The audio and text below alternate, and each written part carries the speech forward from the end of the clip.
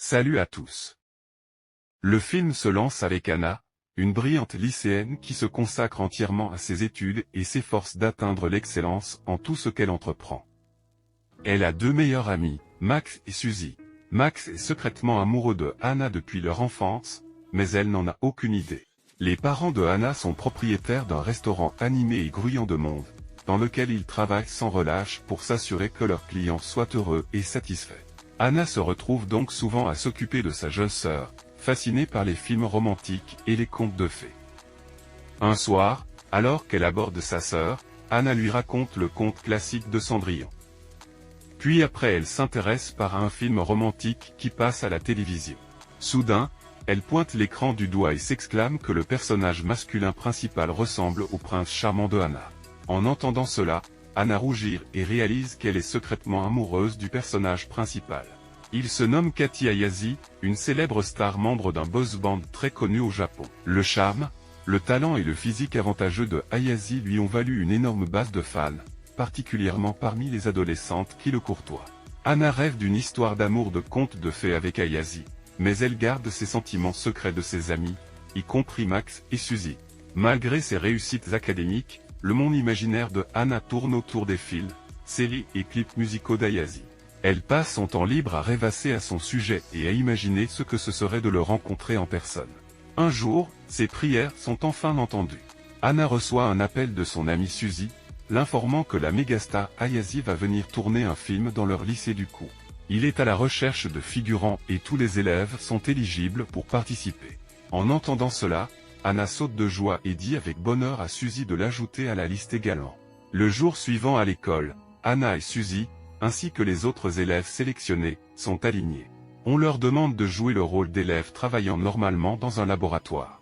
Alors que Suzy affiche ostensiblement son excitation à l'idée de rencontrer la pop star Ayase, Anna se contient et ne montre aucun signe d'excitation devant son amie. En arrivant au laboratoire pour le tournage, Anna heurte Ayase, ce qui la rend complètement hystérique.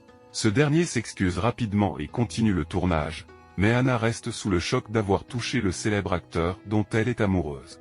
Ayase la remarque de loin et lui sourit, laissant Anna encore plus perplexe. Après le tournage, Suzy demande à Anna si elle a vu Ayase de près. Anna maintient son apparence d'indifférence, et dit qu'elle ne s'est pas donné la peine de le remarquer. Suzy lui conseille alors de le regarder de plus près, car c'est un garçon très charmant et séduisant. Un week-end, Anna décide de profiter d'un moment seul et visite un parc voisin. Après s'être détendue un moment, elle va au centre commercial car elle a promis à sa petite sœur de lui rapporter un ours en peluche. Sur ce, elle entre dans une salle d'arcade et tente de gagner un ours en peluche à la grue. Après plusieurs tentatives infructueuses, il ne lui reste plus qu'une pièce pour jouer. Pendant ce temps, un garçon inconnu qui observait discrètement les difficultés de Anna, s'approche d'elle par derrière, et lui donne des instructions pour la guider. Ainsi elle parvient finalement à gagner l'ours en peluche. Cela ravit Anna. Lorsqu'elle se retourne pour remercier le garçon, elle découvre avec surprise qu'il s'agit de son idole, Ayase. Comme on pouvait s'y attendre, Anna est abasourdie, mais Ayase reste calme et a l'air différent de son image habituelle de pop star. Sous le coup de la surprise, Anna crie son nom en public, attirant l'attention de fans qui se trouvent à proximité. En réaction, Ayase lui saisit la main et l'entraîne à l'extérieur du centre commercial. Une fois arrivé dans un endroit sûr, Ayase explique qu'il ne veut pas être constamment sous les feux de la rampe. Il aspire simplement à avoir une vie sociale normale et à se faire de vrais amis. Anna ne sait que dire, subitement elle réalise qu'elle est en retard pour un film. Dans sa course pour atteindre le cinéma, un de ses talons se casse, mais elle arrive quand même à destination. Là, elle se jure de ne jamais se laver la main, car elle a été touchée par son idole. À sa grande surprise, Ayase l'a suivie dans la salle de cinéma et y discute un moment. Anna explique qu'elle aime les vieux films romantiques, tellement charmants et touchants. C'est pourquoi elle adore tant l'histoire de Cendrillon. Ayase retire alors ses chaussures et les lui offre, vu que ses talons sont cassés. Anna ne veut pas les prendre au départ, mais après beaucoup d'insistance, elle finit par accepter. Après l'avoir remercié, Ayase lui dit au revoir et part. Le lendemain, il lui fait une autre visite surprise dans sa classe. Alors que toutes les groupes hurlent de joie à sa vue, les yeux d'Ayase ne se posent que sur Anna. Il s'approche d'elle avec une nouvelle paire de chaussures, ce qui met ses amis sont abasourdis. Ayazi met alors les nouvelles chaussures aux pieds de Anna, disant que c'est comme dans le conte de fées qu'elle désirait. Plus tard, Anna le suit à l'extérieur de l'école pour lui rendre ses chaussures de l'autre jour. Elle le remercie encore une fois. C'est alors qu'avant de se séparer, Ayazi écrit son numéro de téléphone sur la main de Anna et lui demande de l'appeler, ne serait-ce que pour lui dire son nom. Ce soir-là, en regardant sa main, elle rougit. Elle appelle alors le numéro, espérant enfin pouvoir dire son nom à Ayazi. Malheureusement, ce numéro n'est pas disponible. Pendant ce temps, Ayazi traîne avec son ex-petite amie Daisy, également une célèbre actrice. Ils n'ont aucune rancœur et passent du bon temps ensemble car ils vont jouer les rôles principaux dans un film à venir. Le lendemain, furieuse, Anna lave énergiquement le numéro écrit sur son poignet, croyant qu'il joue avec ses sentiments. Pendant ce temps, Ayazi attend dans sa voiture le début d'une scène à tourner. Son gérant lui donne un petit conseil en disant qu'il devrait toujours bien réfléchir avant d'agir en public. En tant qu'acteur, son image publique est très importante et toute publicité négative pourrait nuire à sa carrière. Mais Ayazi n'écoute pas son gérant, car il aperçoit Anna dans la rue. Il descend alors précipitamment de la voiture pour la rejoindre. Ayazi s'inquiète qu'elle ne l'ait pas appelé l'autre jour. Anna lui montre l'historique d'appels sur son téléphone, expliquant qu'elle a essayé de le joindre à plusieurs reprises. Ayazi réalise alors qu'il a dû lui donner son ancien numéro. Il enregistre donc son nouveau numéro dans le téléphone de Anna. Mais notre chère Anna a déjà le cœur brisé, du coup elle arrache son téléphone des mains d'Ayazi et le supplie de ne pas jouer avec ses sentiments. Elle avoue qu'elle l'admirait avant, mais qu'elle n'est plus intéressée par lui maintenant. Alors que Anna s'éloigne, Ayazi affirme qu'il est bon d'avoir des attentes, avant de saisir son visage et de l'embrasser. Anna est déconcertée par ce baiser soudain et reste sans voix.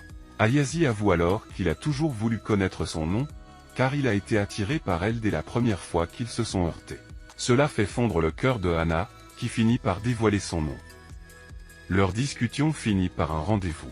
Le lendemain, Anna est apprêtée dans une jolie mini-jupe pour un rendez-vous, et Ayazi arrive dans sa voiture pour la chercher. Anna est curieuse de savoir où ils vont, mais son idole lui demande d'attendre et de voir. Anna est alors émerveillée lorsqu'Ayazi l'amène dans son somptueux appartement.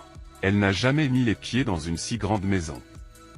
De son côté, il dit qu'il n'a jamais invité de fille chez lui. Ils discutent un moment et se détendent en regardant un film romantique.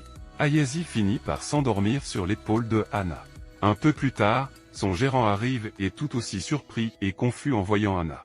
Lorsqu'il lui demande qui est cette fille, Ayazi affirme que c'est sa petite amie, stupéfiant à nouveau le gérant ainsi que Anna. Après qu'elle a quitté l'appartement, le gérant continue de sermonner Ayazi sur le maintien de son image publique et désapprouve sa nouvelle relation avec Anna. Il craint que ses fans soient anéantis s'ils apprenaient qu'il fréquente quelqu'une. Et le public pourrait mal réagir, surtout que Anna n'est qu'une écolière d'un statut social bien inférieur. Mais notre pop star est indifférent, affirmant qu'il l'apprécie beaucoup. Le lendemain à l'école, Anna reçoit un texto d'Ayazi l'informant qu'il ne pourra pas discuter avec elle pendant quelques jours car il sera occupé à tourner un nouveau film. Cela la rend triste, car elle meurt d'envie d'être avec lui. La fin de semaine venue, Anna aide son meilleur ami Max et son père à la boutique de fleurs familiale. Ce dernier avoue nonchalamment son amour à Anna, mais elle ne le prend pas au sérieux. Max reçoit une commande de fleurs, de la part d'une certaine compagnie de production. Quand Anna va livrer le bouquet sur le plateau, il s'avère que c'est celui du nouveau film d'Ayazi. Elle est témoin du baiser échangé par son idole et l'actrice principale, qui n'est nulle autre que son ex-petite amie Daisy. Bien que cela fasse partie du film, Anna a le cœur brisé de voir son amour embrasser quelqu'un d'autre. Au moment où elle s'apprête à quitter le plateau, Ayazi la remarque et la poursuit. Il l'amène dans un endroit privé et lui dit de ne pas s'en faire avec le film. Il l'embrasse alors sur le nez, affirmant que dorénavant, personne d'autre ne peut s'approcher de Anna non plus. Pendant ce temps, Daisy les observe de loin, mécontente de la nouvelle relation d'Ayazi. Plus tard à la maison, Anna reçoit un appel d'Ayazi qui lui demande si elle veut sortir avec lui à nouveau. Anna décline poliment puisqu'elle célèbre l'anniversaire de Max à la maison. Ensuite, Suzy encourage Max à avouer sérieusement ses sentiments à Anna. Max est très nerveux car la dernière fois, elle l'a éconduit. Les amis se réunissent alors pour célébrer son anniversaire. Soudain, à la surprise générale, surtout de Anna, Ayazi fait son apparition. Il les rejoint et révèle que lui et Anna sortent ensemble. Bien que Suzy réagisse positivement, Max a le cœur brisé. Plus tard, Lorsque les deux garçons sont seuls, Max demande à Ayazi s'il est sérieux avec Anna. Sinon, il ne devrait pas trop s'approcher d'elle.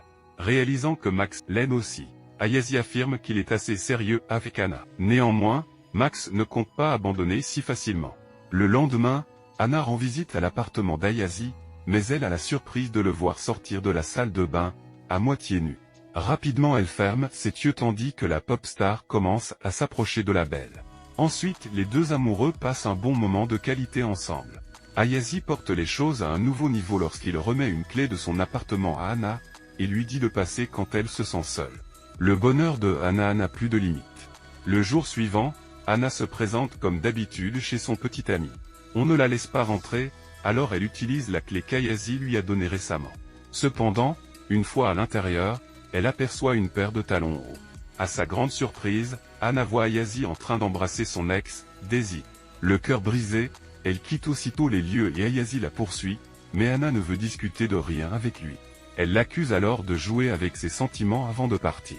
Pendant des jours, Anna est très affectée et ne quitte pas la maison. Max apprend la situation et lui rend visite.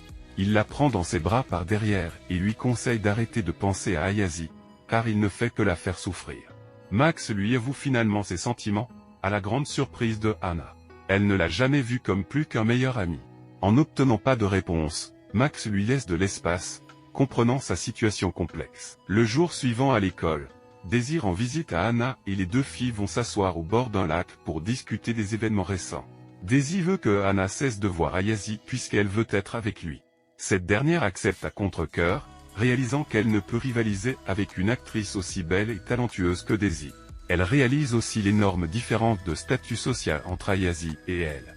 Toutefois, Daisy avoue finalement la vérité. Il s'avère qu'Ayazi l'a rejetée l'autre jour lorsqu'elle l'a supplié de lui donner une autre chance. De plus, c'est elle qui l'a embrassé, et non l'inverse. Daisy comprend que Anna l'aime plus qu'elle, alors elle décide de ne pas se mettre entre eux. En entendant tout cela, Anna réalise qu'elle a été trop dure avec Ayazi. Elle décide donc de rétablir les choses. Plus tard ce soir-là, Ayazi lui rend visite et s'excuse pour l'autre journée. Il lui dit qu'il n'aime seulement qu'elle, et non Daisy. Anna s'excuse aussi de ne pas avoir écouté sa version des faits. Le lendemain, pour se réconcilier, Ayazi loue un parc d'attractions au complet pour Anna. Ils jouent à tous les manèges et passent un bon moment ensemble. Avec le temps, leur amour ne cesse de croître. Ils explorent de nouveaux endroits, vont au cinéma et passent leur fin de semaine à la maison. Cependant, un problème survient lorsque les médias publient des articles négatifs sur Ayazi par rapport à sa relation.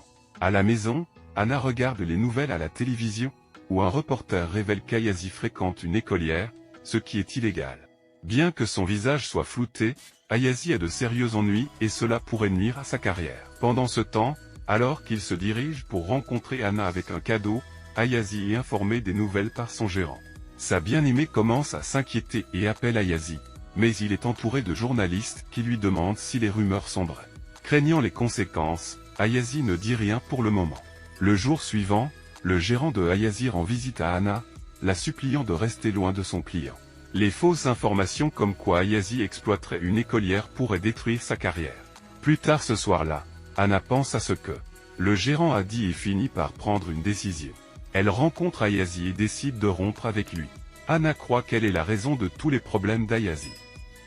Elle veut donc mettre fin à leur petit conte de fées et regarder la réalité en face. Pendant quelques jours, les deux amoureux traversent une passe difficile, incapables d'oublier l'autre. 3 ans plus tard, Ayazi est maintenant un acteur de renommée internationale. Un jour, alors qu'il célèbre un événement après avoir reçu un prix mondial, son gérant lui remet une lettre écrite par Max. Dans celle-ci, Max explique que depuis que Anna a rompu avec lui, Anna regarde que ses films jour et nuit. Elle lui manque tellement que chaque fois qu'ils sortaient ensemble, elle s'arrêtait devant une de ses affiches pour voir son visage. Max veut qu'il se réconcilie avec Anna. Dans la lettre se trouve aussi un billet de cinéma. Max veut qu'Ayazi aille à cette séance. Pendant ce temps, il donne un autre billet à Anna. Toutefois, lorsqu'Ayazi arrive au cinéma, la séance est déjà terminée. Déçu, il s'apprête à partir quand il croise Anna dans le hall. Les deux se revoient enfin après 3 longues années. Ayazi dit alors qu'il s'était promis qu'un jour, quand il deviendrait un homme digne de son amour, il reviendrait vers elle. Anna verse des larmes de joie en voyant Ayazi en personne. Il lui offre alors des paires de chaussures brillantes, comme dans Cendrillon. Ensuite il demande Anna en mariage, ce à quoi elle répond oui avec joie et bonheur. C'est ainsi que se termine cette romance qui nous inculque des valeurs comme « Rester fidèle à soi-même, le véritable amour triomphe de tout ». N'oublie pas de t'abonner pour des vidéos comme celle-ci.